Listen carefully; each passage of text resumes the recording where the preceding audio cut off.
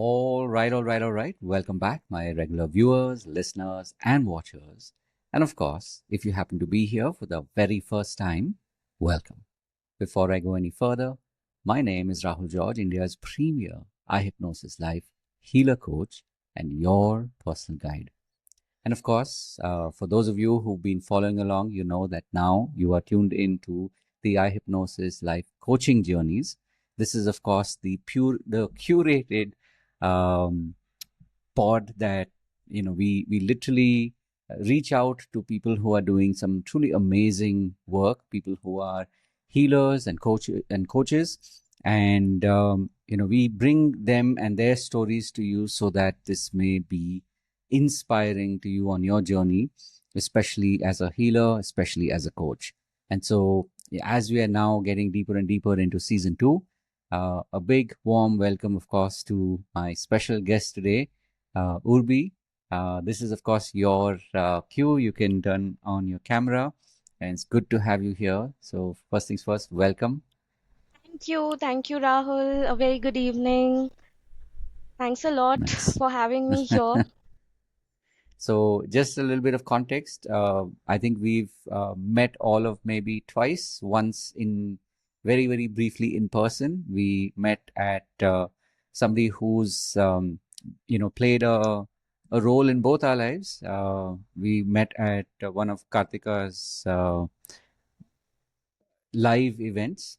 And then, of course, we met briefly last week to kind Yes. of get this in place. Or maybe it was earlier this week. I think it was at the beginning of the week, right? Like time flies. And so the intention, of course, as I said, is, for people to get to know you, people to experience your magic, your power.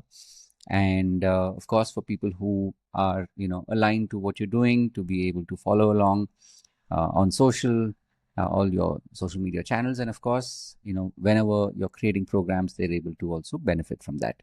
So regardless of where people are on the journey, I'm sure they will be inspired by your story. So maybe to start with, when someone says, "Okay, so Urbi, what do you do?" Right? So Yes, again, thank you. And I'm really grateful to be here, that I'm able to share my journey.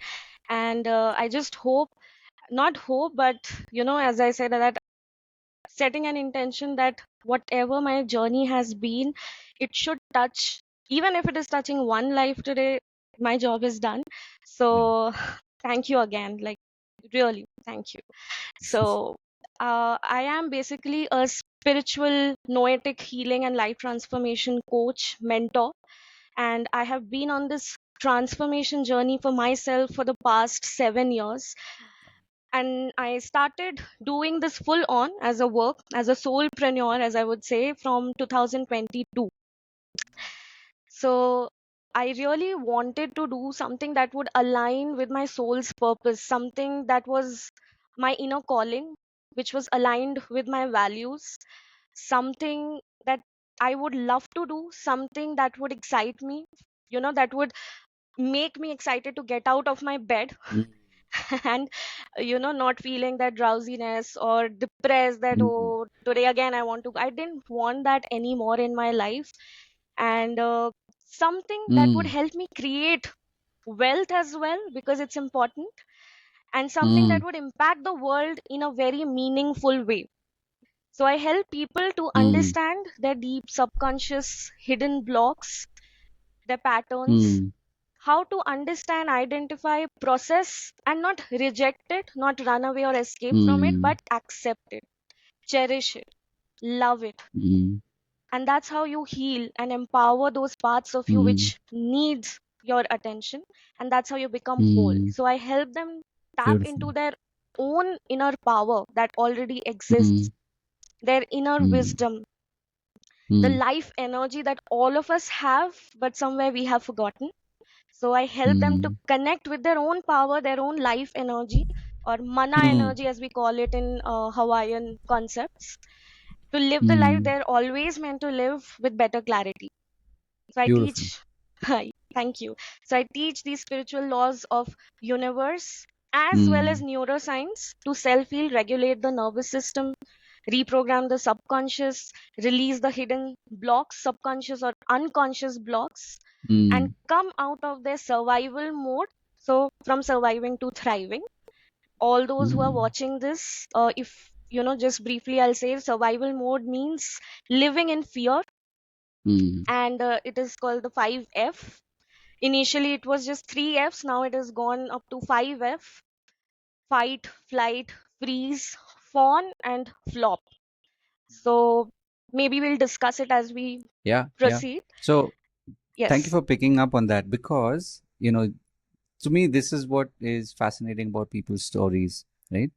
The way you've shared your story, uh, like in the old days, they used to call it the elevator pitch, which basically meant way back in the day, normally you would have maybe 30 seconds in an elevator.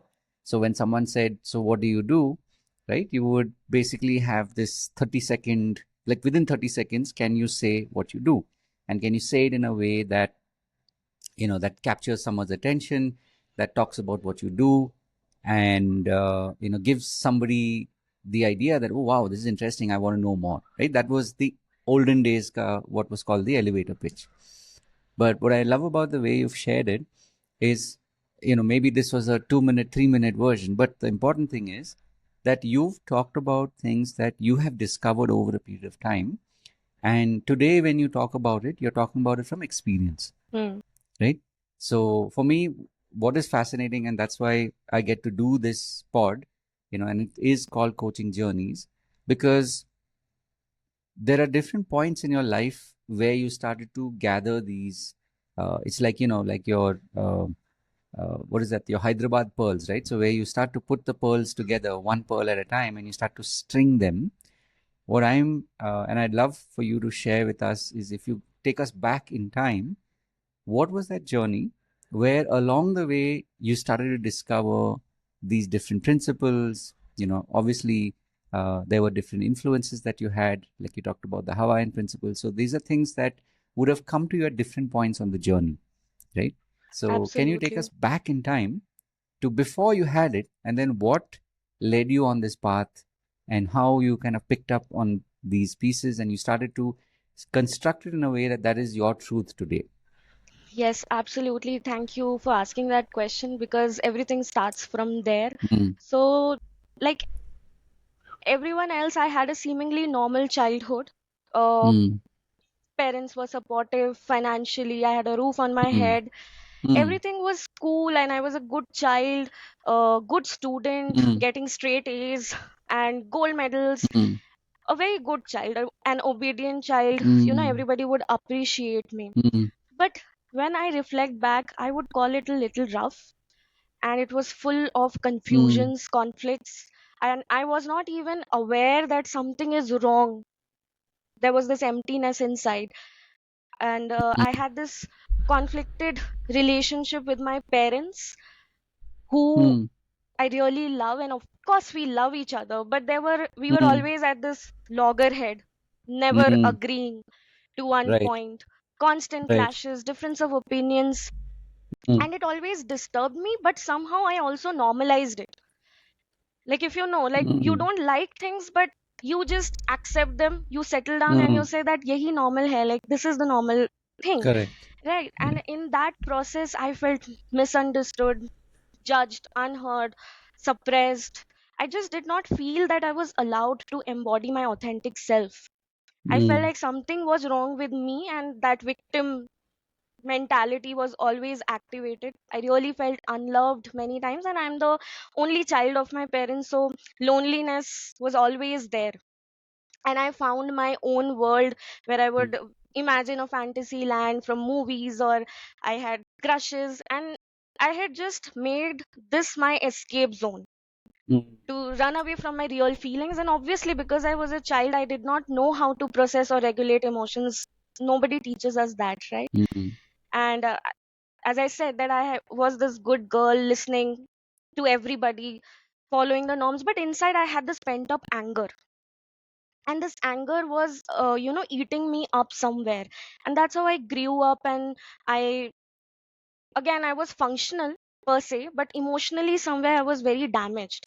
And this led to my first breakdown, emotional breakdown in standard 12th, when I just got into this frozen mode, like I was telling the five Mm, F's, where just before my board exam, I just don't know what happened, but I was not willing to go for the exam because I mm, had been a good student.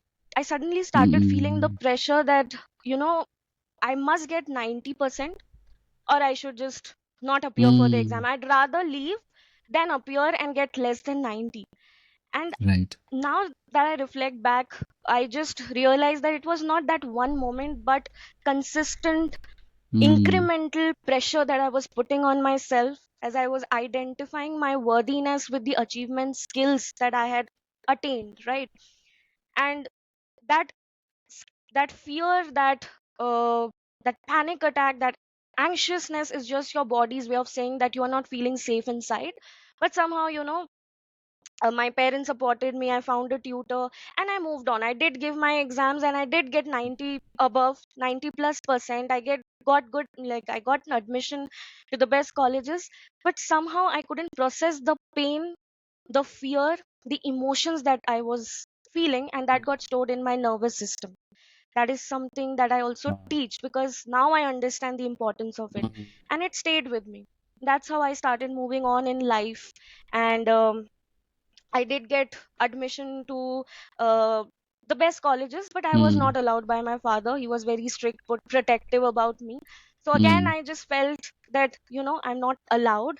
And that instilled this belief in me that I always need permission to move forward. mm, That core belief. Again, a victim mentality, powerlessness was there, helplessness was there, and a lot of anger and resentment was also there. mm, Again, I moved forward and I just took the first job that I got after college because I thought that if I got a job, it would make me worthy. I will get to do whatever I want because my father used to say this one thing that once you start earning, you can do whatever you want to do. So I took whatever, even though I wasn't liking it, but I was just doing, achieving on repeat. And somehow it was burning out my nervous system. I felt fearful, insecure, stuck in life. I couldn't see any hope. And inside, there was some turmoil going on. Again, on the surface, everything was perfect. But this painful pattern kept repeating, and I started attracting toxic workplace scenarios, lot of betrayals, lot of gossiping, um then relationship issues. I got into relationship after relationship, friendships, where again, I felt abandoned, rejected, betrayed, and I kept blaming the outside world. And I always felt that something was wrong in me. And then came a point where I was stuck in this relationship which was not good for me. Consciously, on a conscious level, I somewhere knew that this is not right for me. It was abusive emotionally. Uh, like there are certain things that I'm going to share today, which I only share with my community, in the closest of the sessions. But today I had thought that I'm going to open up and be authentic because I'm sure it'll connect and resonate with a yeah, lot of people true. who are going through the same. Mm, So yes, it was abusive and toxic. And the Rahul, I shamed myself so much that how come I am tolerating this? Why am I not going out of this? Like somewhere I had just accepted that this is my destiny and I'm worthy of this only. Nothing better than this can come to me. These were my limiting beliefs back then. And at that time, I did not know these things, right? When I worked upon myself, that's why I can tell you ki yeah, what was happening at that time, yeah, right? So true. that happened, and I was in a very stucky situation, so much so that I started getting panic attacks, anxiety attacks, and things had gotten so dark, so unhealthy that I tried to end my life twice. And that was the darkest phase of my life because I just did not know where am I going, what am I doing, and I felt so lonely in that spot. That's when my cousin, she just introduced me to a practice which was life transforming for me, called Nichiren Buddhism. So it's a branch of Buddhism. It's very different, it's very dynamic, and it works on the principles of energy and universe. So I just took it, like some I was at such a in such a bad shape that I was like, Mm. whatever I get, I'll Yeah. just take it. Mm. So I started chanting. There's a mantra in this, Nam Myoho Renge Kyo, and just started chanting. She just said that you'll get the wisdom and you'll get the power to make the right decisions in your life. You'll be able to overcome these things, and whatever is best for you will happen. So I did not study a lot about it. I just started it, and as I kept chanting that mantra without even understanding the true meaning of it, gradually things started changing without even my realization. And then came a point where my life turned completely upside down. It was the darkest phase, the abuses increased, the conflicts in my house increased, the depression increased, the panic attacks increased. And now that I know, I'm telling you that that was the phase which actually brought me out of it and helped me to embody my better version or healed Mm. version. That kicked me so hard that I was like, now I have to do something about it. Mm. And then Right. I started doing my spiritual studies. I strengthened it. I started chanting more. I started studying about these laws of universe more and more. And I started seeing differences in my outside world. And that's when the pandemic hit. Just 2020, COVID came. I left my office in Noida. I was working in Noida back then. Came back and my father fell sick. And one of my prayers was that I want to have a healthy and loving relationship with my parents. I want to heal that relationship. And that's when my father fell sick. And within 24 hours, the doctor said that he won't make it. He had gotten this rare disease infection called Fournier gangrene, which is rare in a million disease. And the doctor said, that you be prepared. He'll be on the ventilator and you can sign that consent form. But there was some shift in me that I was able to surrender and have faith and believe that whatever is best is going to happen. I am going to do whatever is in my control. I don't know from where that courage came and that wise thoughts came in. So, and gradually things, aligned. It is said that when you harmonize your prayers with action, the universe starts to realign everything just for you. And I think that's what happened. The best hospitals came in because initially, because of the COVID thing, we were not getting hospitals. Correct. Doctors were not there. But suddenly, the best doctor showed up. And after 9 surgeries, he's finally okay. And No. now he's completely healthy. 1 year later, my mother fell sick. Same thing happened. And that gave me an opportunity to, even uh, strengthen my spiritual knowledge even more and release my fears. I faced my fears. I sat and I maybe chanted and I did my meditations and channelized the inner power, the courage for 5, 6 hours every day. I think that was the turning point in my life. And again, I reached a point where I felt that even this situation is perfect. Behind this situation, there's something good that's going to happen. And the beautiful part was I wasn't forcing myself to think this way. It was just happening. And I said that if I am happy inside, I'll see it outside. If you know, right, the laws of manifestation and energy, what you feel inside, you see, you experience outside. Your vibrational match is going to get drawn into your reality. So I released my fears, worries, attachment, and I faced the situation. I just brought in that courage, tapped into the inner courage, and somehow as I was doing it as a reflection, my mother also healed and came back. And then the last turning point, which really transformed my life, was the relationship issue that I was talking about. So finally, after doing so much of inner healing and inner work, I took therapies as well in between.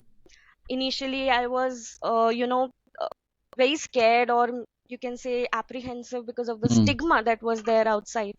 Right. But by this time, I had started accepting myself. and I started releasing this fear of what others will think of me.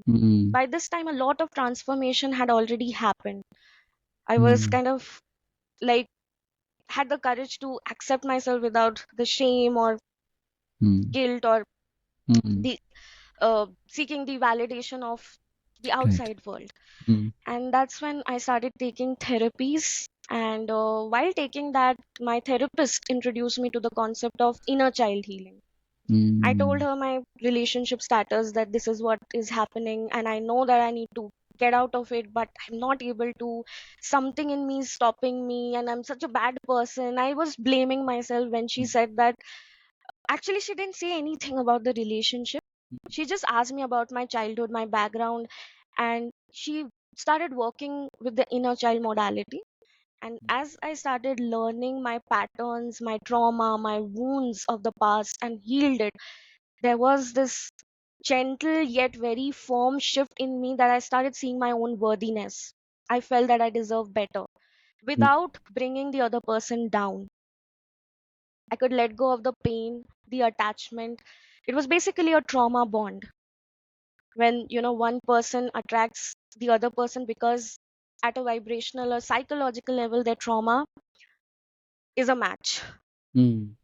So I realized that actually I was not in love or anything. It was just that my unmet needs of childhood were getting met by the idea of this relationship. And there are a lot of subconscious hidden patterns. I studied about shadow work.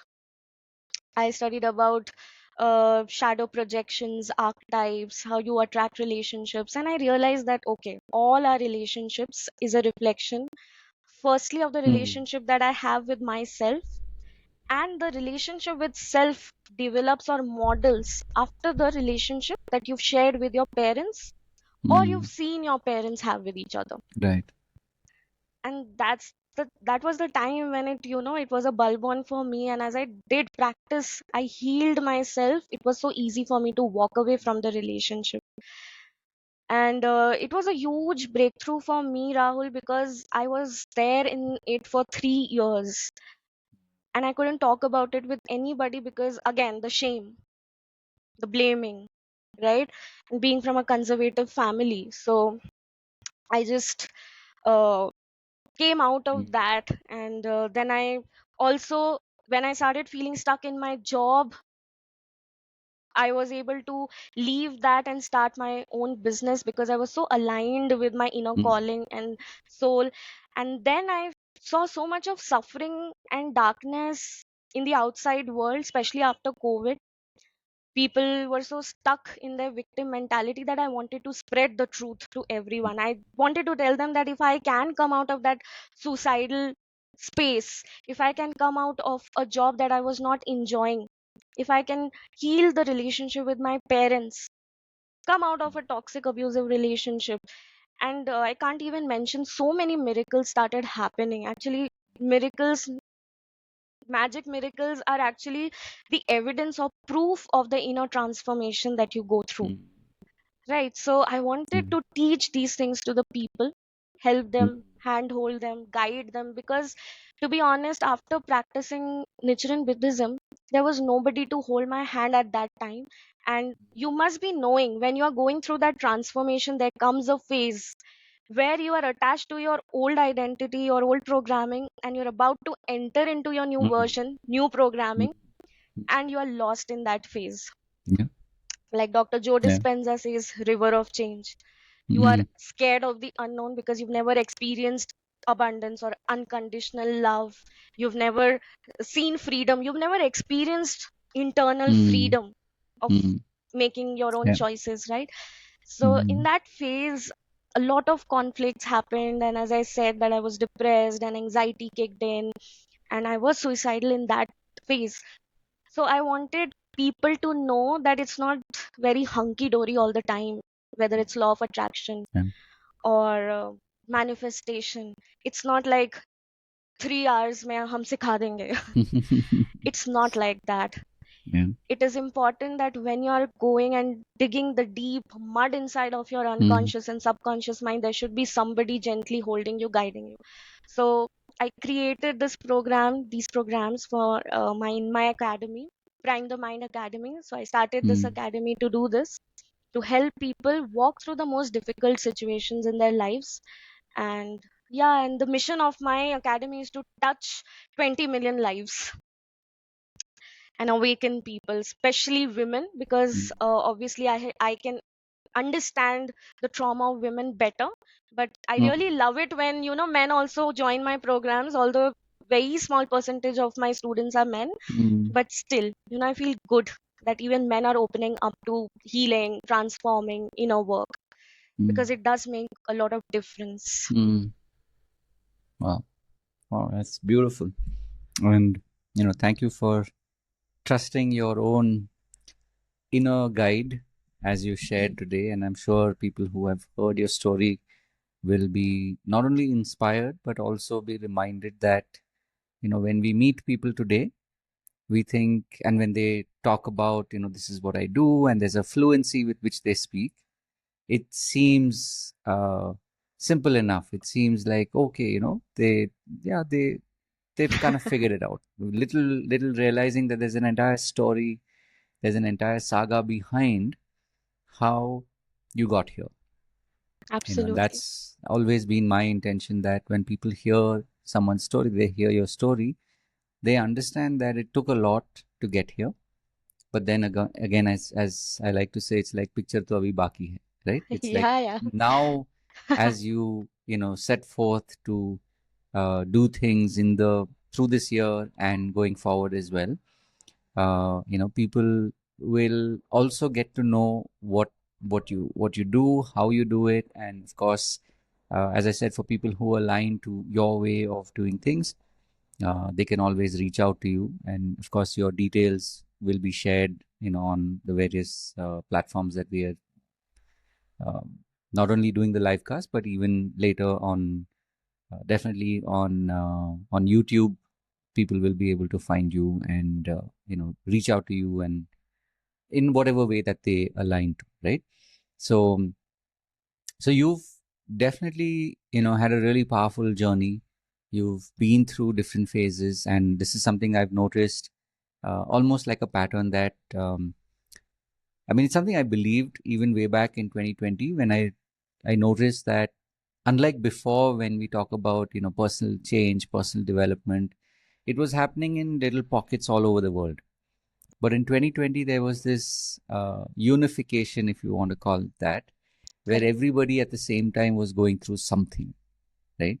And everybody had some version of that, which was difficult, which was moving, which was transforming and transformative. So um, the fact that you're here, is a reminder to anybody who's listening that it doesn't matter what you went through, because that the fact that you're here means that you've grown from it, and you get to go on out and, as you said, build communities, go on out and help other people in their in their pursuit to find their own purpose.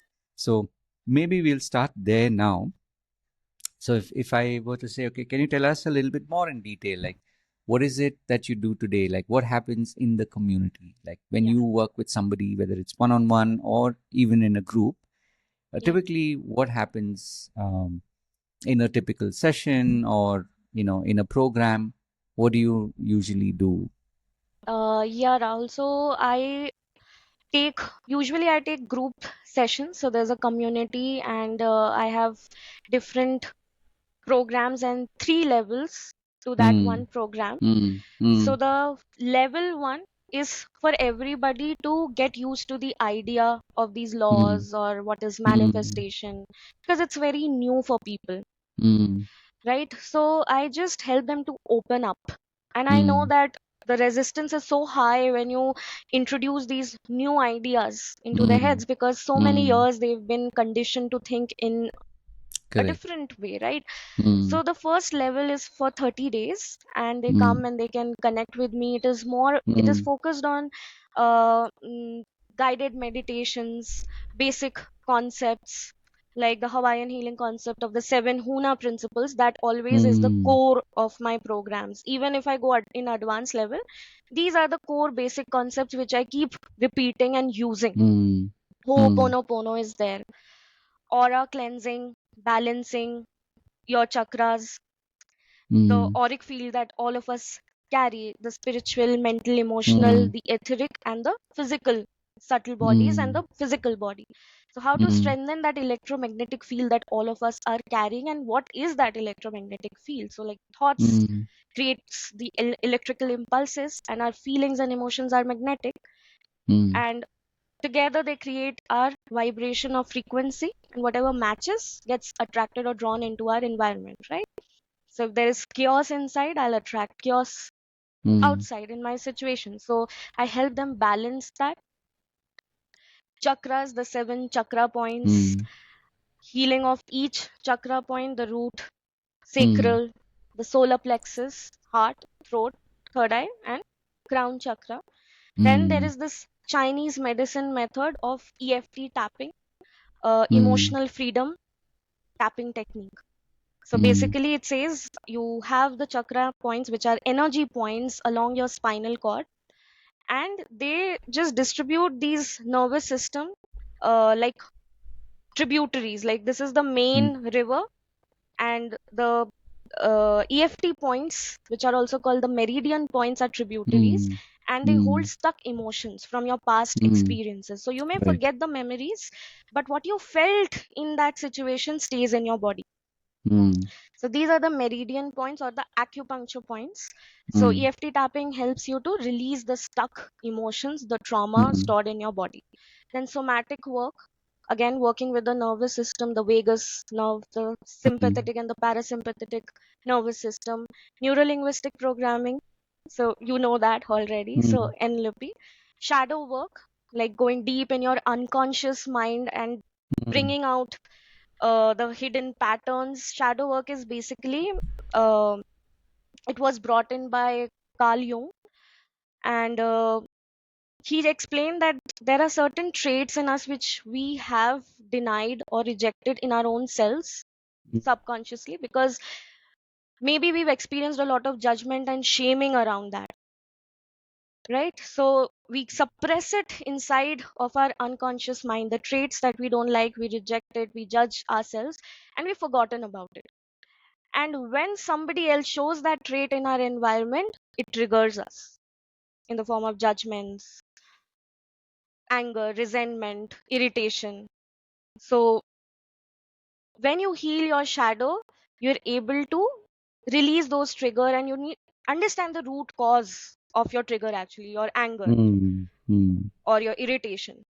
So automatically your vibrations are increasing because your consciousness is increasing, right? Those low vibrational emotions are getting healed, and when you heal your shadow, you also bring out the hidden talents and skills which was also getting suppressed because you were suppressing some part of your Mm. traits.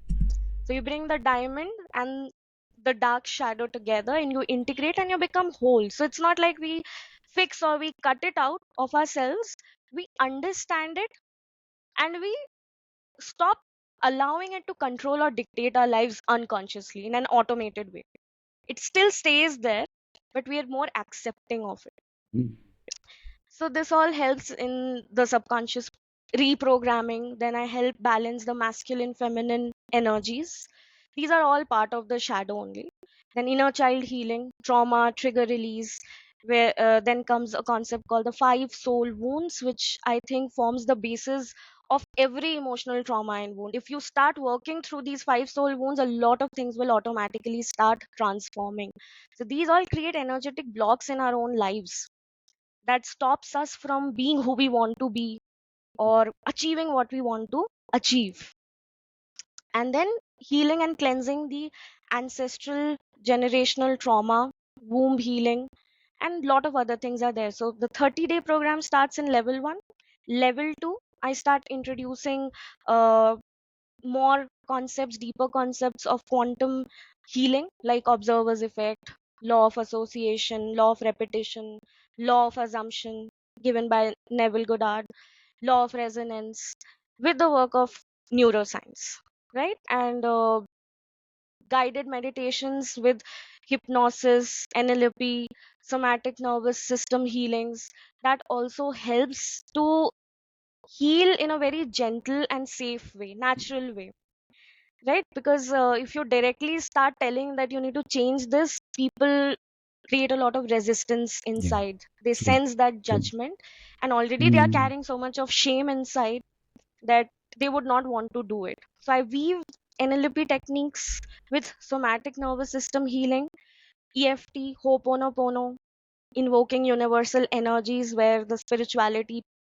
comes in, and hypnosis. And when I say hypnosis, you know it, but the viewers who are going to see it, I want to clarify it's not the kind you see in movies where someone, Right. brings a pendulum or makes you cluck like a chicken.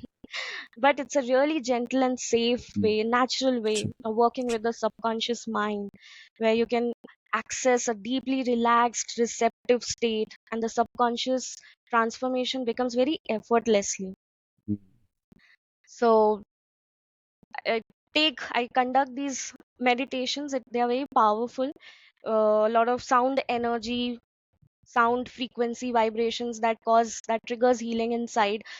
Voice modulations, visualizations, and very carefully crafted suggestions in between the meditations. So it kind of takes the participants, the students, into the soft trance like state where they start feeling safe. So I help them create that safe space, and there's a term called anchoring in NLP.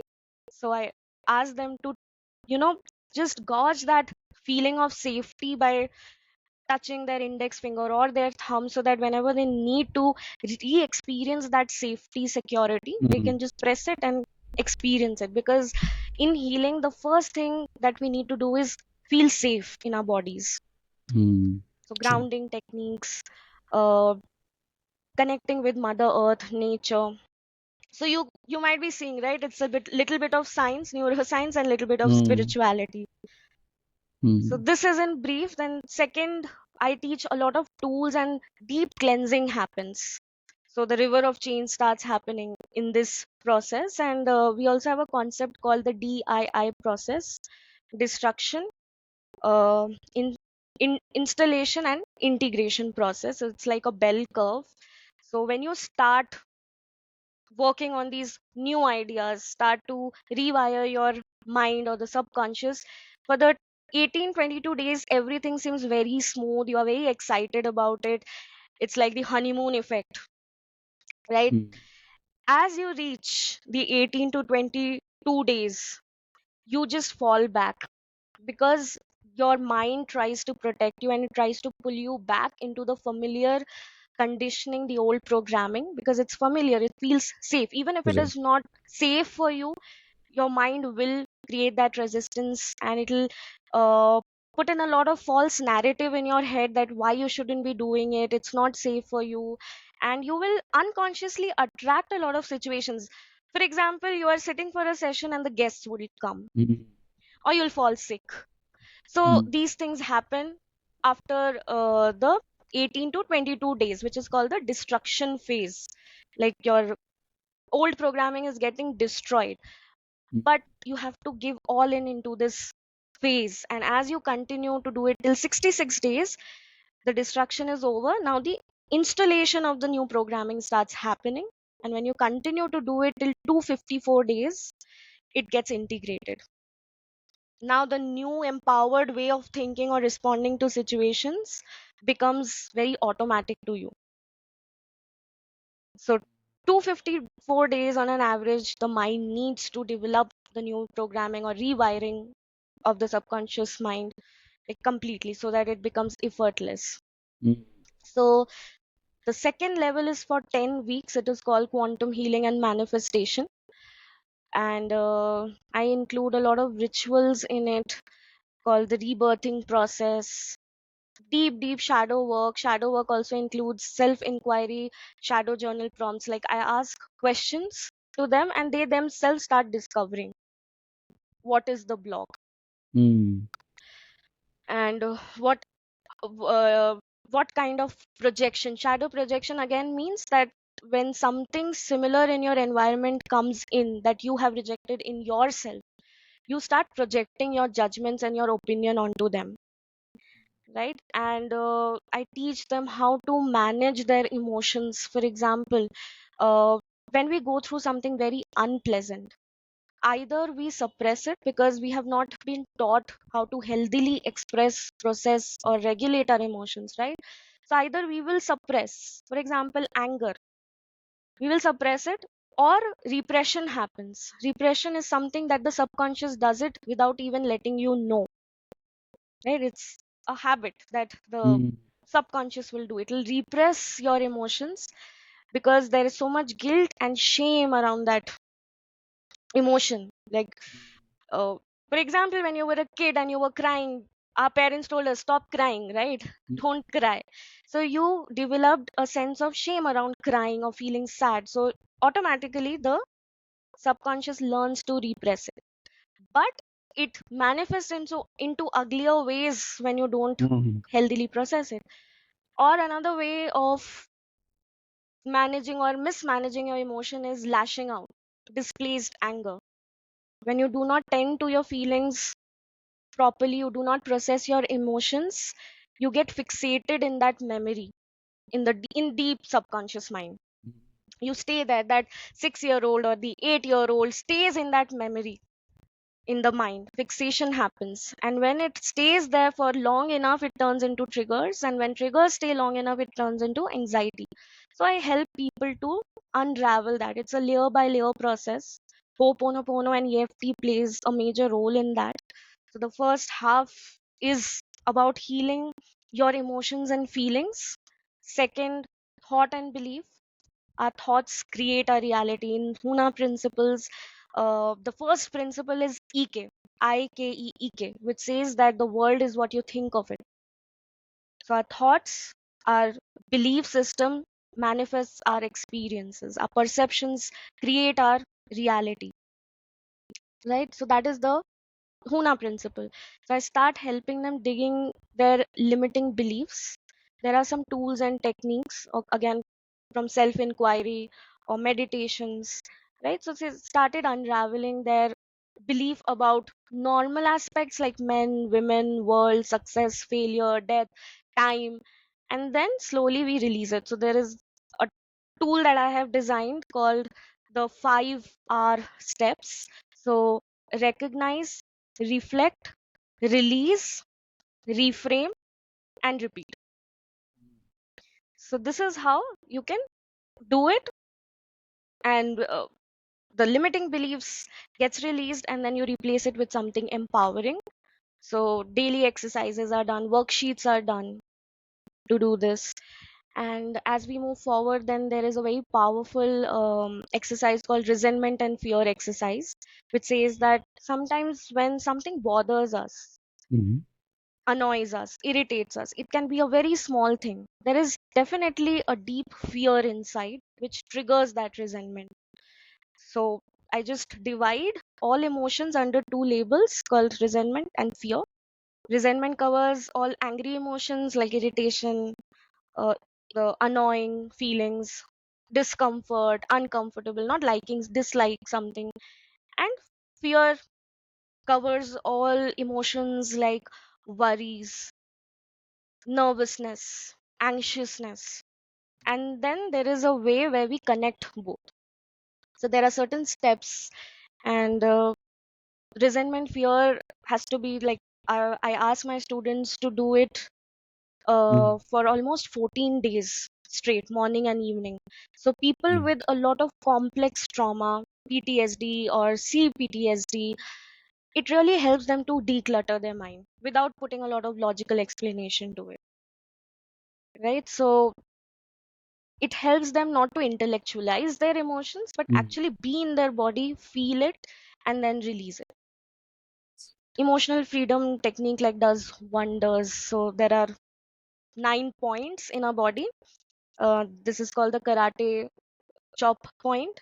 It releases the resistance to change. So the first point is this: there is no such order, but usually we start from here, and then then we go to our eyebrow and nose bridge point. This is the side of your eye. This is your under eye. Then this is under the nose. This is the chin, then collarbone, and then underarms. And the last point is the crown. So every point releases certain specific emotions. So the first step of it is validating your emotions and feelings, not judging them. Like observe what you are feeling instead of running away from it, because we have developed this ego identity where we just want to run away, numb ourselves with addiction, scrolling, eating, right? But our soul wants to heal. So soul says face it, be present with your emotions and feelings, and just by accepting, seeing them, being present with them, they start dissolving. So the setup statement with which we start in EFT is that even though I feel this pain, I feel fearful, I feel angry, I still love and accept myself. I approve of myself. I really want to run away from this space, or it's really, you know, troubling me. So we don't stop ourselves from saying the negative terms, negative statements, because it's happening. We Mm. validate it. Our emotions and feelings want to be seen. So the first round goes in acknowledging, accepting without judgment. And then as we accept it, it starts transforming.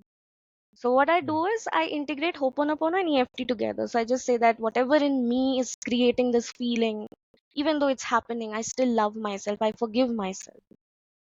I truly love myself.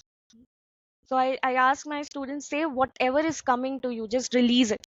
Don't stop yourself.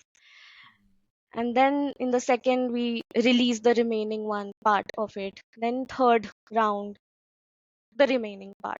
So usually between 3 to 4 rounds, you are able to release the intense emotion inside. So again, there are certain steps, practice sessions happen, which we do, and then the chakra thing happens in the second phase. So again, um, the different chakra points are like energy pools. They need to circulate, but because of our childhood experiences, they get blocked. For example, if you had dreams, right? When a child is born, they are born with psychic abilities, they are born with strong intuitive abilities, and they are very aligned. They're very pure. The Mm. vibrations are very high. But as they come into this world and they are told that, you cannot be this, you cannot be that, you have to follow this particular career path or these subjects, so the wings get cut, and this blocks the second chakra, which is called the sacral chakra. Just giving you an example that Yep. how Mm. the childhood wounds and Mm. trauma start to block the chakra points. So the first is at the bottom of our spinal cord, which is called the root chakra. It is connected with our survival, safety, security, and it gets blocked by the emotion of fear. When you've experienced a lot of instability in your childhood, monetary instability, health issues in your family, fear inducive environment, it just blocks. Maybe someone close to you died and you are scared, right? You have this fear of losing people. So it blocks your root chakra. And when you unblock it, you start feeling safe in this world. So it helps you build a strong, powerful connection with the material world, with the planet, with Earth. So again, when I teach that one is the 3D world, the three-dimensional world, which is the physical realm, and it is just 0.001%, and 99.999% is the energetic world that we cannot see, the invisible world, the subtle bodies which I mentioned before, right? So that is called the 5D world, the spiritual world. So the bottom three chakras, root, sacral chakra, solar plexus, they connect us to the world, to the material world. The top three chakras, the throat, the third eye, and the crown chakra, they connect us to the spiritual world, the energetic world, or the quantum realm where everything is possible, right? And the heart forms the bridge between the bottom three and the upper three. So it's very important that the energy must keep flowing. The second chakra is the sacral chakra, which gets blocked by guilt, emotion of guilt, right? If you have made to, if you have experienced in your childhood memories where you were made to feel guilty for having fun, passion, desires, the way you looked, your appearance, laughed at, or how you should feel, how you should present yourself. If you've gone through all of that and then it feels a guilt inside of you, your sacral gets blocked. And when it is healed, creative juices starts flowing into you. The feminine energy, the creation, the creative energy starts flowing from your sacral chakra. It connects you with your passion. You start understanding what are your desires, because before you work on these things you don't even know what you want, right? Mm. It comes from the ego consciousness. Just because the world will approve me, I should. It was with me as well. I worked as a data scientist for many years, 6 years in corporate. And now that I look back, I just feel that yes, I was doing well, I was being appreciated, but I never enjoyed it because I was doing it for the world. So my desires were very superficial back then when I had started. But also that is important for the growth journey. So because I prayed for it and I could do my inner work, I could actually connect with my sacral chakra and understand these are my desires. And of course it is dynamic, it keeps changing as you evolve. So your True. sacral connects you with your emotional regulation, your the power dynamics, the fun element in your life. So anyone who feels really dull, bored in their lives, disconnected with their desires, must work on their sacral chakra. Or you feel shameful about the way you look, about your body, or you have you are disconnected with your sensual senses, sensuality. Sensuality connects us with our creative energies. It helps us to create, right? The uterus, it is located just in the area of our uterus, in women, and the same space in men, like 2 fingers below our navel, right? So the reproductive organs are there. So Mm. it is used to create, just like we create babies in the world. It's for creating anything, not just babies. So it gives us a lot of idea. And then you move ahead, it's the solar plexus. Solar plexus is connected with sun. The sacral was connected with the moon, the lunar energy. And solar plexus, as the name is suggesting, it connects us with the solar energy. It gives us the energy to fulfill our purpose. It connects us with our purpose, and it also gives us the life force to walk on that path fearlessly.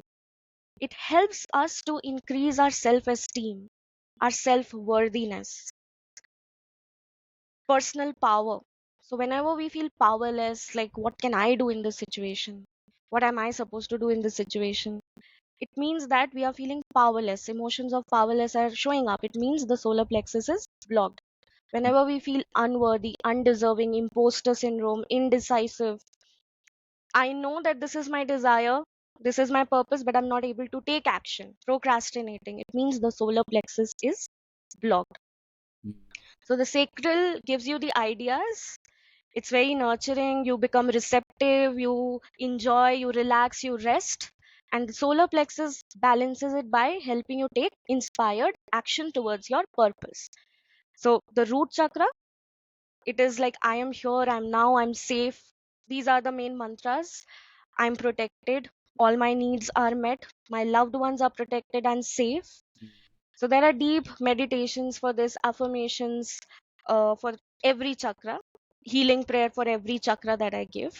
Then sacral is that I am a being that deserves to be seen and expressed. I am an artistic being. I'm a creator. I'm a creation, beautiful creation, and I deserve fun loving connections, authentic connections. I'm connected to my desires. Mm. Then solar plexus is that I do have a purpose on this planet and Mm. I have the energy to fulfill it. I do have the Mm. energy. These are the short things that I'm telling you. Otherwise, it's Yeah, very deep. absolutely. And then as you move ahead in the heart, so the heart chakra is related to unconditional love, grief, loss. grudges, pain, betrayals. So all of it, when we hold in our hearts very closely, it gets blocked. The fear of giving and receiving love. We start creating barriers around us, not boundaries, but barriers. So when the heart chakra is blocked, you are very bitter, you are sad, and you're very mechanical. And the mantra for heart chakra is that I am unconditional love. I love myself unconditionally, and I easily give and receive unconditional love to all beings. And this may trigger a lot of people because they say that, how can I love the person, who abused me or who wronged me? So I say that this unconditional love does not mean that you have to stay together, right? It is something beyond forgiveness. It's just that you feel love for yourself automatically, it flows out of you and reaches the person. Of course, it's a process. The resentment and fear comes into play over here because you cannot reach forgiveness, with a blink of an eye, because you have so much pain inside. It's a step by step process. You need to process a lot many emotions, feelings before you reach that level where you can let go of the pain. So there is no rushing, which I always tell my students also, that healing is a process which should not be rushed. It's like you take your time, give yourself permission and time to heal as the feelings show up. And also, forgiveness is not about the other person, Mm. right? If I look at it spiritually, who are we to forgive somebody? It's a very entitled way of looking at things, that I forgive this person. So in this concept of spirituality, we do not forgive others, but forgiveness over here means I let go of the pain that I feel inside because of the actions of others. Like, that does not affect me anymore. I understand what they did. It hurt me, but it was their projection, their programming, and something within me attracted that programming in my environment. So I am taking 100% responsibility to heal that part in me which attracted it, right? So again, Ho'oponopono comes in. So it's a mix and match of Yeah. everything that we Yeah. learn.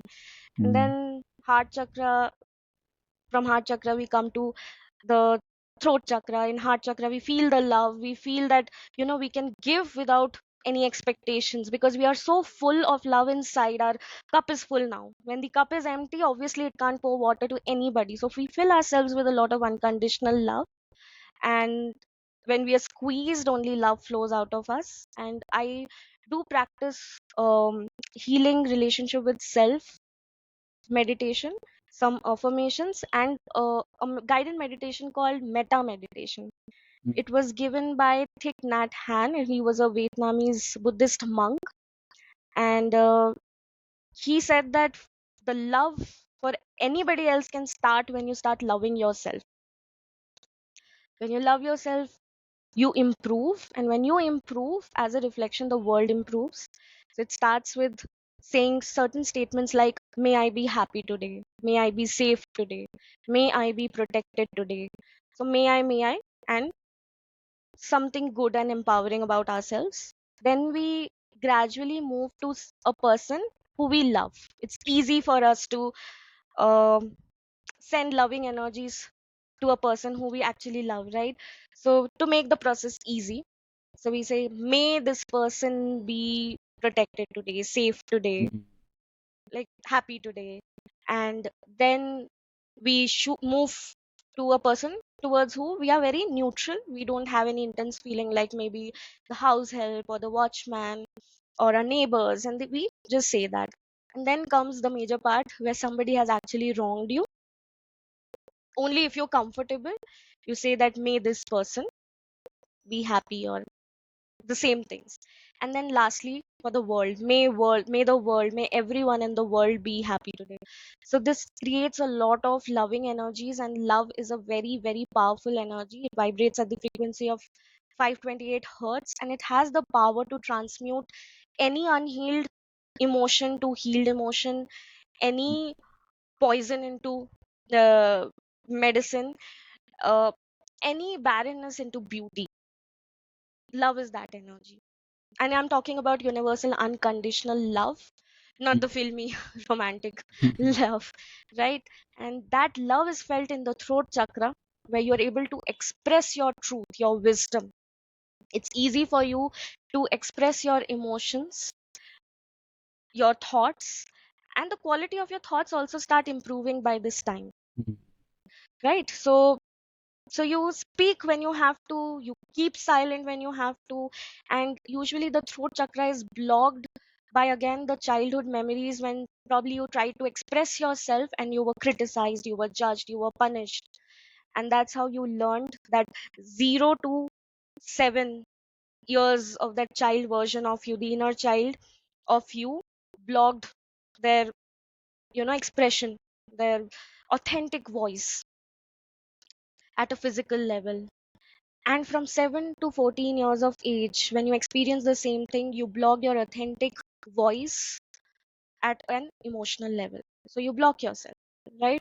So 0 to 14 years is the time frame when your chakra starts getting blocked or unblocked or it shapes up.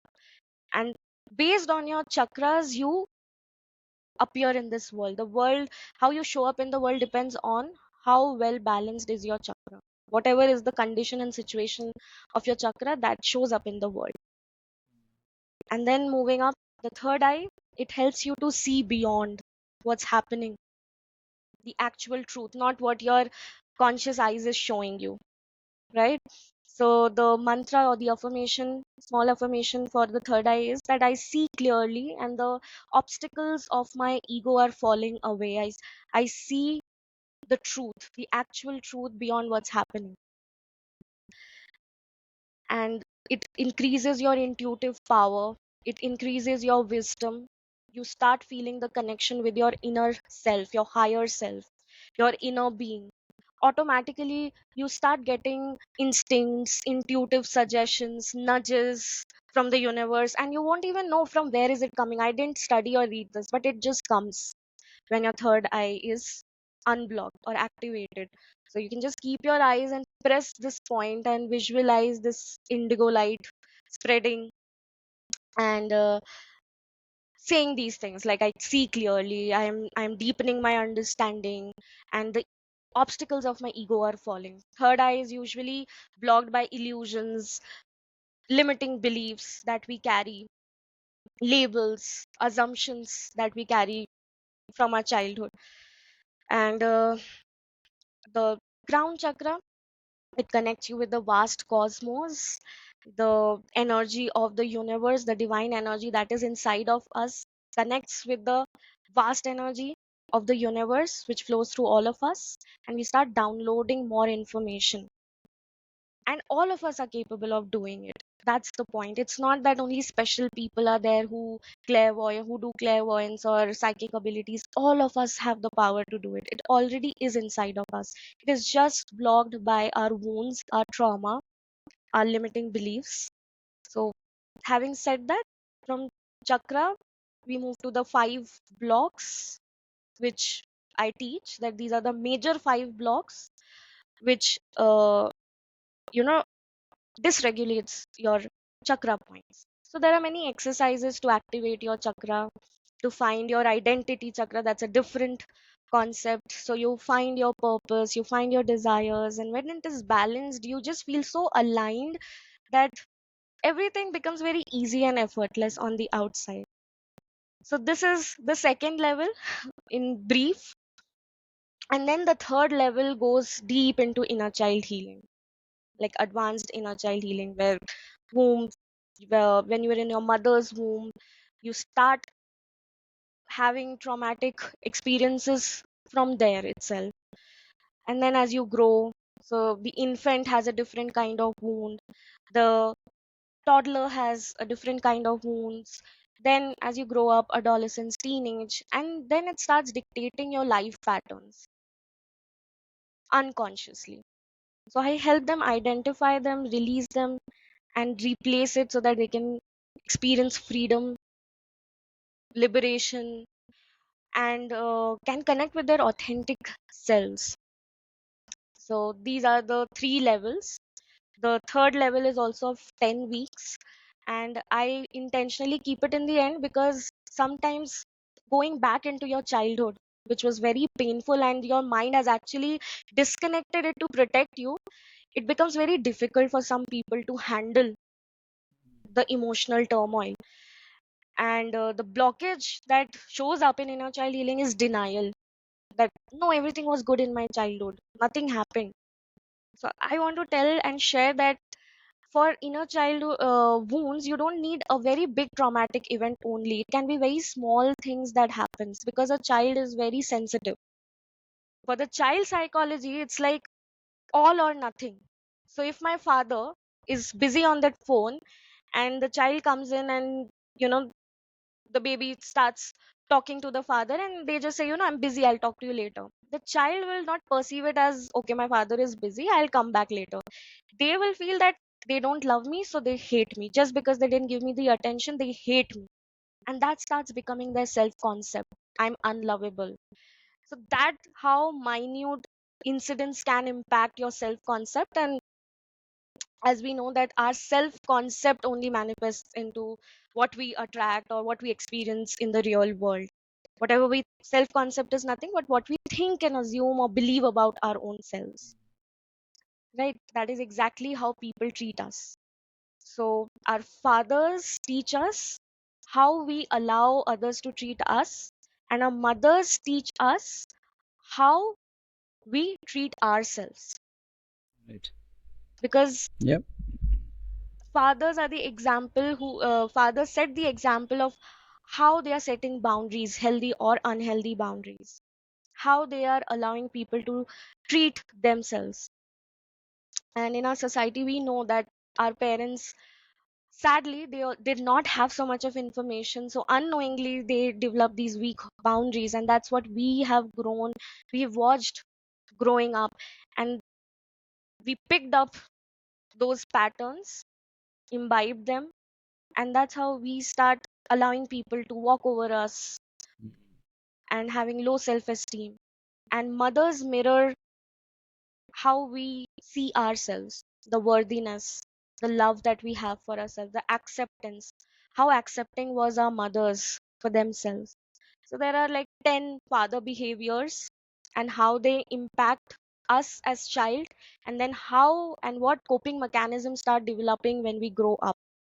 Mm. Same 10 mother behaviors and how each behavior can impact a child, and then as they grow up, what coping mechanisms they develop to deal with that wound and trauma. So there are many such concepts So I like must that. say two things. It's very fascinating to hear how you have imbibed. It's like you've gone on a parallel journey over the last many years and you've imbibed a lot. So, which brings me to the next question. And this is one of my uh, all time favorite questions, which is, share with us what has been the journey of mentors for you? Because I'm sure everything that you have learned over a period of some of it is obviously intuitive, which is your own innate self, your own, karma, your own path, if you want to call it that. And some of it has been, at the right time, at, from moment to moment, you have attracted teachers into your life. And just by listening to you, I can tell that you're a very sound student. Like you really truly absorb what you have, like a sponge, you've absorbed when you've heard your teachers not only teach you, but show you through, and demonstrate, because it definitely sounds like you're somebody who is very steeped in what you've been learning. And I'm sure in time to come, as you continue to practice, your practice is only going to get deeper, right?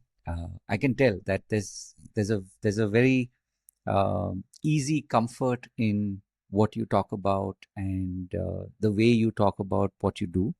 So, you know, before we get to that, of course, I would love for you to share a little bit about, who are some of these mentors who have come into your life and have shaped Absolutely. your uh, your identity, shaped you to be who you are today. Absolutely. And thank you, firstly, for asking this question because it feels great even while taking their names. The gratitude flows in Yeah. because it's been so life transforming, and every teacher has uh, played a very significant role, stepping stone. Mm. So, the Mm. first mentor that I'd like to mention is Dr. Daisaku Ikeda, he has passed away last year, but he was the one. Uh, Without even being physically with me, all his teachings, Mm. guidance, um the philosophy that he shared, so much compassion, so much wisdom.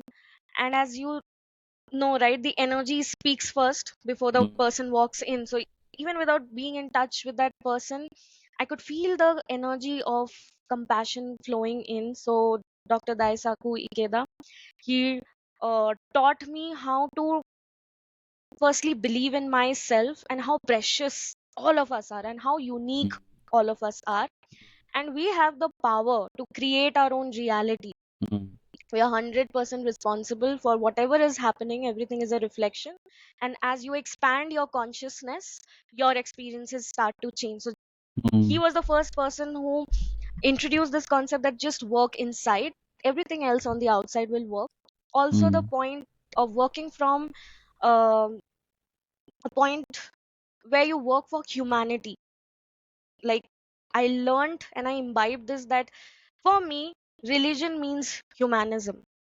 When you work for humanity, people, you serve them, automatically your desires are getting going to get fulfilled. You are going to get protected. All the energies of the universe are going to keep you safe.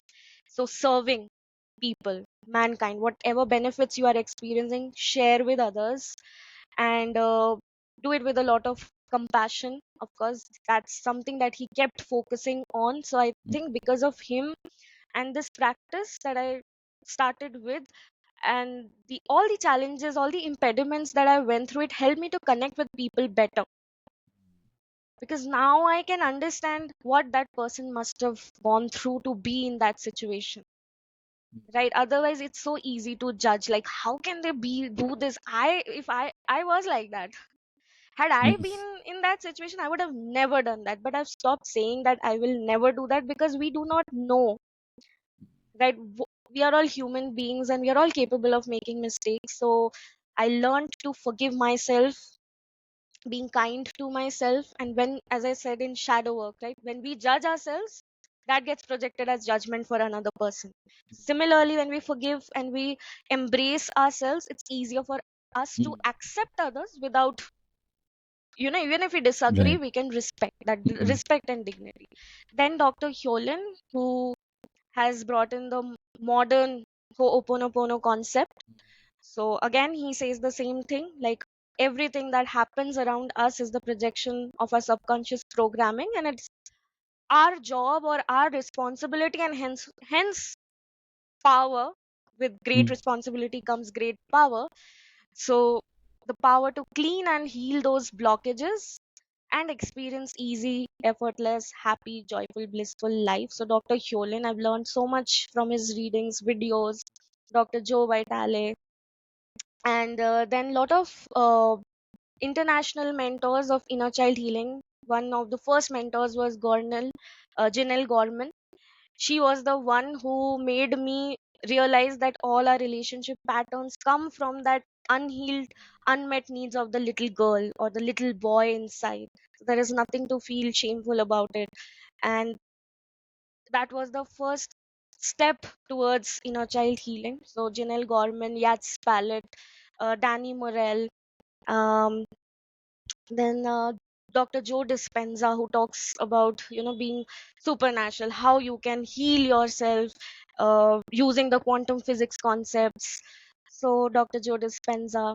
Then coming back to India, when I the first program that I joined was of Shilpa Singh.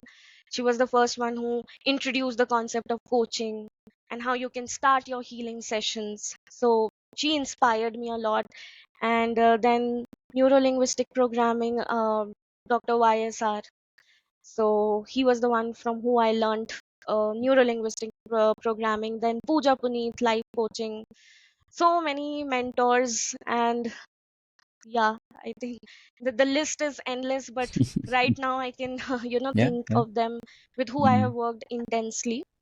So, yes, these nice, are the mentors.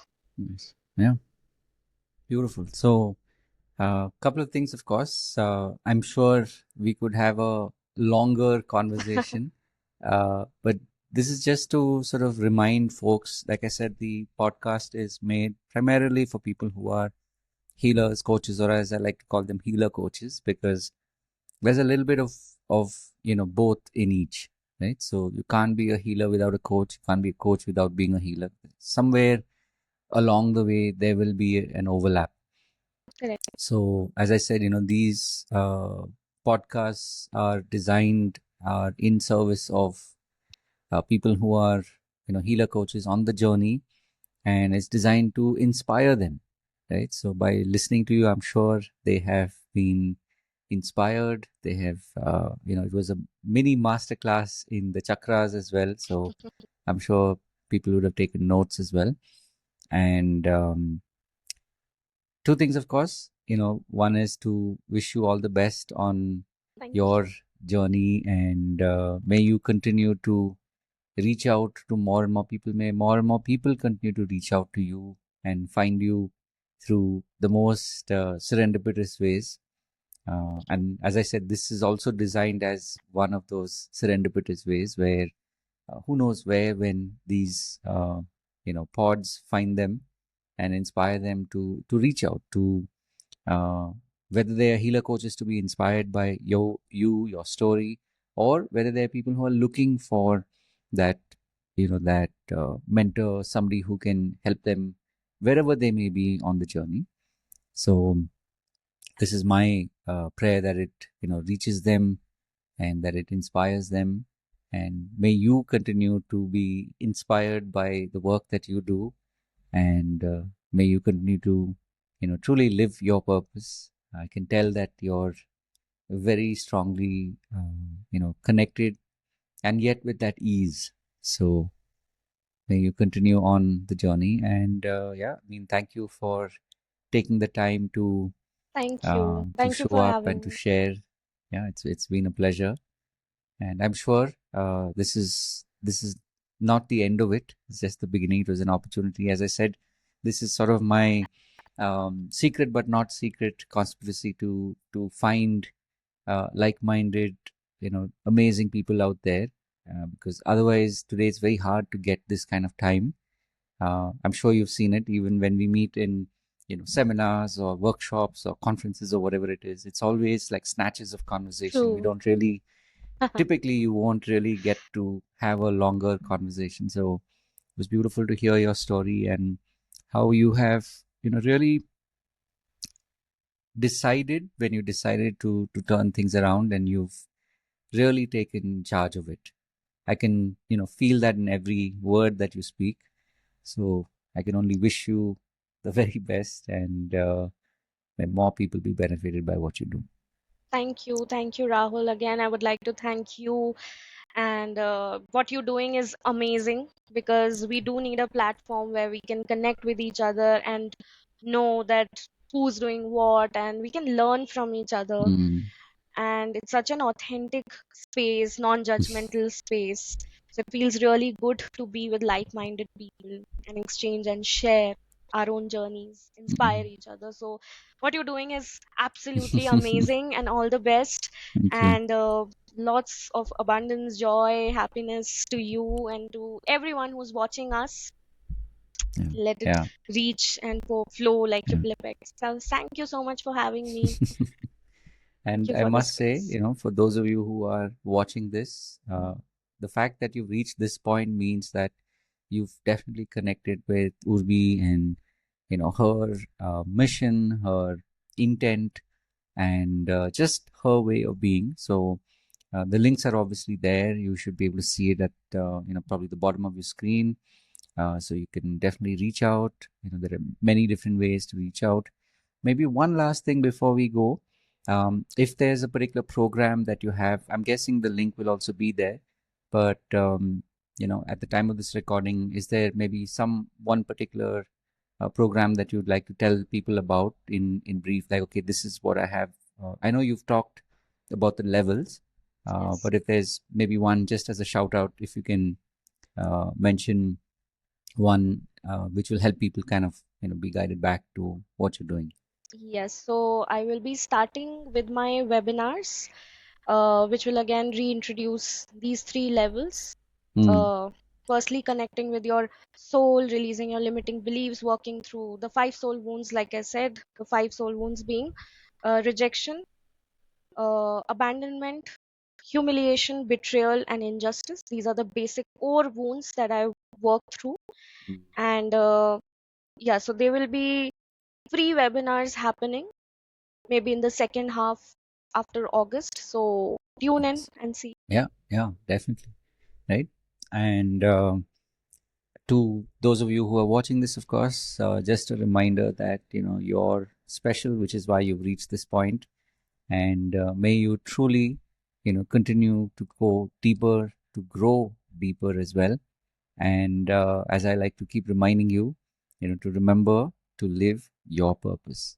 So we'll of course be back with more podcasts through each month, and wishing you all the very best. And until we meet again, God bless. And as always, remember to live your purpose. And one more time, of course, will be thank you for Thank you. being on our podcast, the Hypnosis Life Coaching Journeys.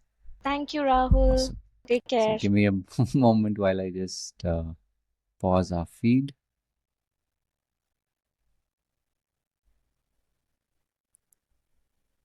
Okay.